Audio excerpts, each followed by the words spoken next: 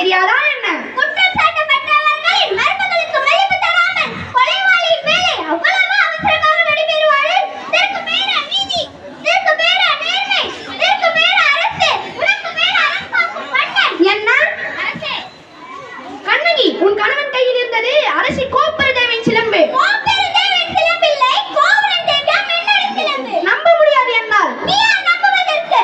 உன்னை யார் நம்ப சொல்கிறார்கள்? உன் மீது வழக்கு உரைக்க வந்தவன் நான். நீ குற்றவாளி. நான் குற்றவாளியா? ஆம், நீ குற்றவாளி. அதனால் தீர்ப்பளிக்கும் உரிமை உன் கையில் இல்லை. இருக்கிறார்களே பெருஞ்செல்வி பெரியவர்கள், இவர்களே இப்போது நீதிபதிகள். இவர்களே உரைக்கட்டும் நல்ல தீர்ப்பு.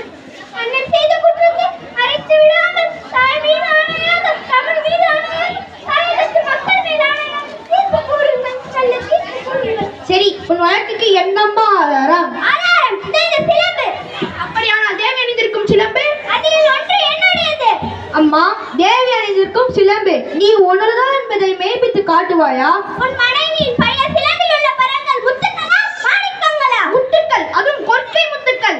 என் கால் சிலம்பில் உள்ள பரங்கள் மாணிக்க பரங்கள். ஏதோ பார்க்கலாம். தேவி, அச்சிலம்பை எப்படி கொடு.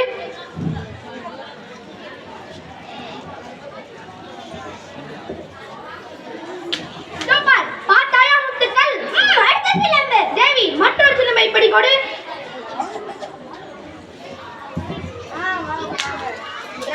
மாணிக்கங்கள். மாணிக்கங்கள் அல்ல, என் கணவனின் இரத்தத் துளிகள். பாண்டியா, உனக்கு இன்னும் சந்தேகம் இருந்தால் இதோ என்னுடைய மற்றொரு சிலம்பு.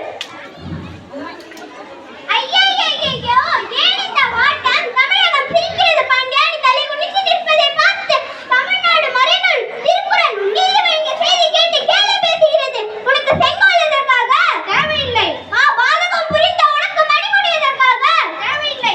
வேந்தர் குலத்திற்கு இழிவு கற்பிக்க வந்த உனக்கு வெண்கொற்ற குடை எதற்காக? அதுவும் தேவையில்லை. கண்ணகி, உன் கணவன் கல்வன் அல்ல. ஆராயாமல் அவசரத்தில் கொண்டு வருகின்ற ஆணையிட்ட நானே கல்வன்.